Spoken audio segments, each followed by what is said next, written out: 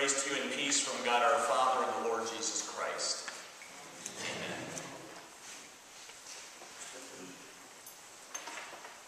One bright autumn morning, a man was sitting at his breakfast table, enjoying the day and enjoying the meal. He was, as he did that, totally focused and totally absorbed in thinking about all the recent problems that he'd had to face. He'd had trouble at work. He'd had trouble at home, he'd had trouble with his car, he'd had trouble with his computer, he'd had all kinds of troubles. But as he was sitting there and as he was thinking about all those troubles, all of a sudden he had a sense that someone else had walked into his house, someone else had walked into that room. And when he looked up, he found that it was the Lord Jesus himself who was standing in the doorway of his house. The Lord just smiled at him, and the light in his eyes grew even brighter. Jesus asked him, he said, would you like to go for a walk? Well, sure, I guess, stammered the man, and so off they went down the road in the area of his home. Well, as they were walking along, the man suddenly realized that, hey, this was really a golden opportunity for him to talk face-to-face with a guy who was supposed to have all the answers to his problems. So he said to Jesus, knowing that all he had to do was ask, after he took up a little more time to gain the courage to do it, he said to Jesus, "Excuse me, Lord," he said, "but I need some advice on this really difficult problem that I've had." "Shh," said Jesus. "Do you hear it?" Well, at first, the man didn't hear a thing, but then he heard the faint, bubbling sound of a nearby brook. "Isn't that beautiful?" said the Lord. And he didn't say anything else. They just continued on with their walk.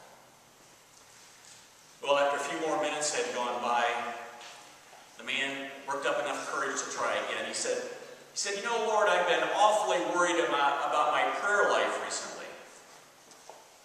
Now, this time, Jesus put his arm around the man's shoulder and he said, "Shh. Do you hear it?" It was the sound of children running around in the nearby grassy field. "Isn't that wonderful?" said the Lord. And that was all that he said. And they continued on their journey. Well, all this was kind of frustrating to the man. I mean, he thought this was his golden opportunity to ask all these important questions. So he thought he'd try one last time to ask Jesus about something that Jesus certainly would have to help him with. He said, "Lord, I was wondering what you thought about all the different denominations that exist in the world today." This time the Lord stopped walking, and without saying a word, he bent down and he picked up a stone. And he grinned a little and he said, "I bet you can't hit the top of that telephone pole out there."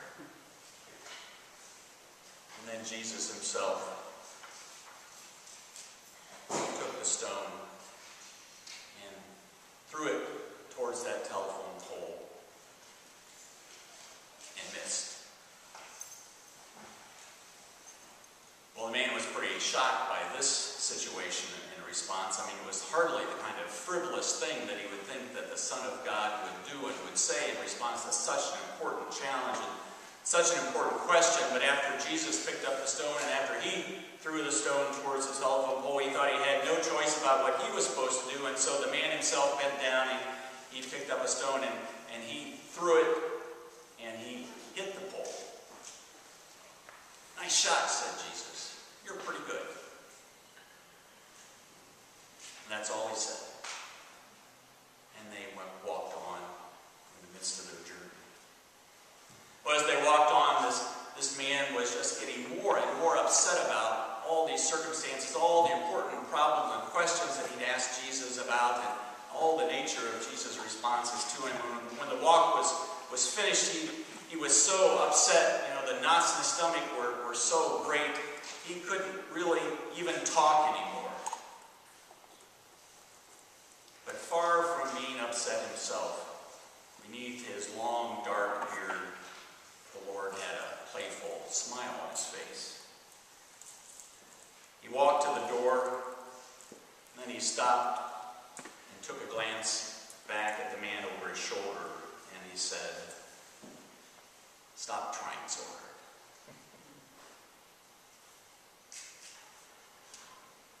Someone once wrote that when childhood dies, its corpses are called adults.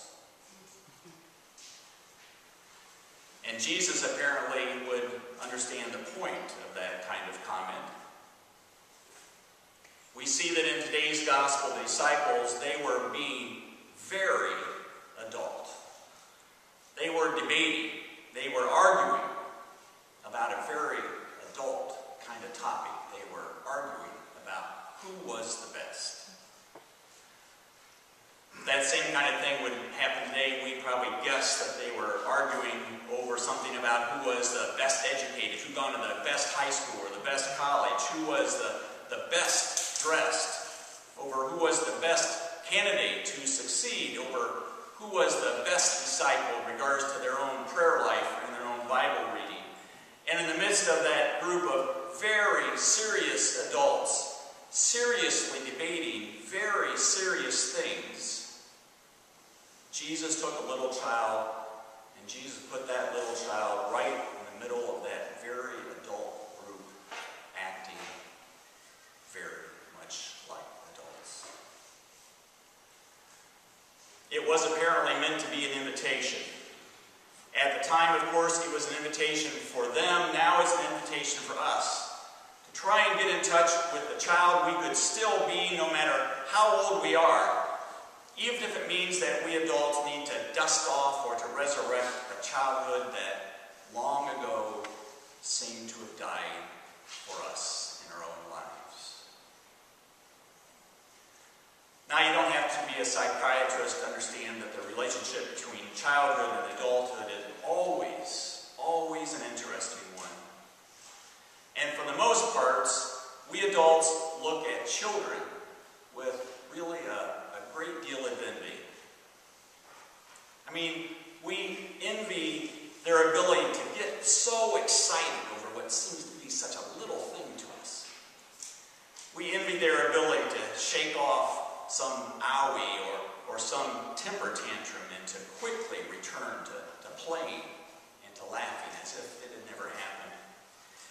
We envy their ability to be open to so many things and to be so willing to trust, even if that does scare us a bit. We envy the fact that they get to play while we have to work.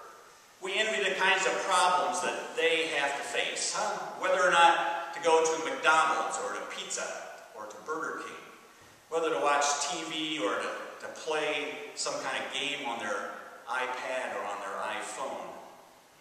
We envy them those kinds of problems, especially when we compare them with the kinds of problems that you and I have to face. In reality, we envy their childhood, and yet so many things maybe we ourselves try to hurry them along through their childhood towards adulthood. In no time at all, a person once wrote, the child who just yesterday risked life and limb to climb higher than anyone in the nearest tree, the one who laughed at the very threat of catching a cold in the rain, in no time at all, this person wrote, in no time at all, that child has learned to keep his feet on the ground and to keep boots on his feet. Isn't it sad, we say? Isn't it sad how quickly children today grow up? And when we say it, I suspect that we're really talking at least a little bit about ourselves as well as the little people we're thinking about at the time. Isn't it sad how short a child's childhood is today? Isn't it sad how short our childhood was and it still is? Well, yes, says Jesus. But, asks Jesus then, placing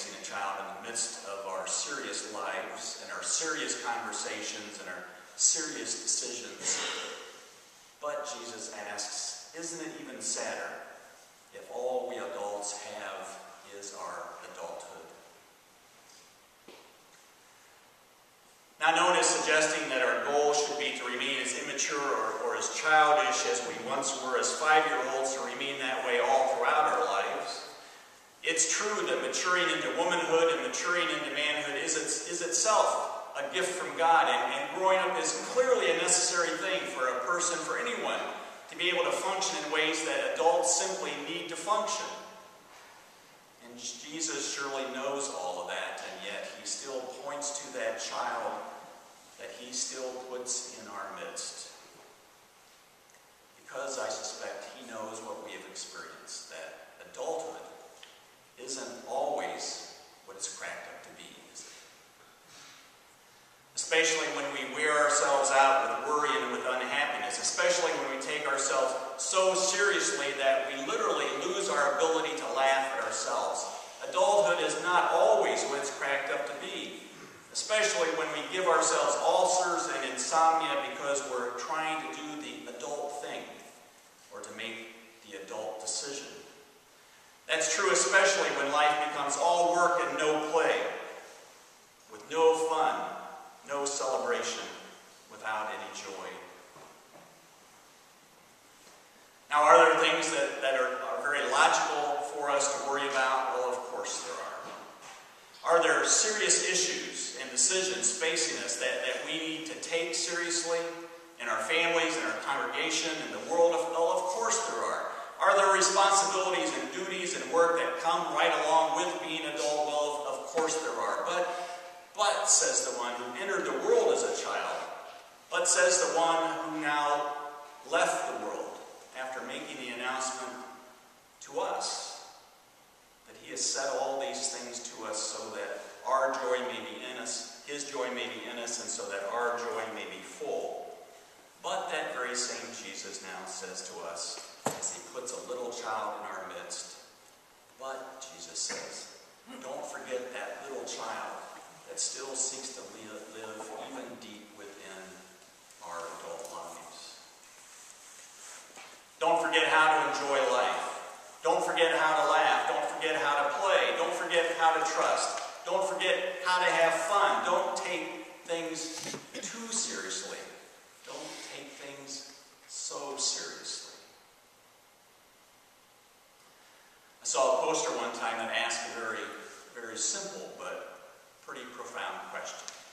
It said, are we having fun yet?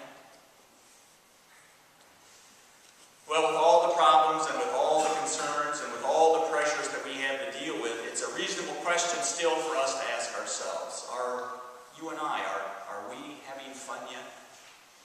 Are we having fun still? Are we still having fun with our friends? Are we still having fun with our families? Are we still having fun with our faith? Are we still having fun with our own lives? Boy, I sure hope so, says Jesus, picking up a stone and tossing it at a telephone pole. Boy, says Jesus, I sure hope so.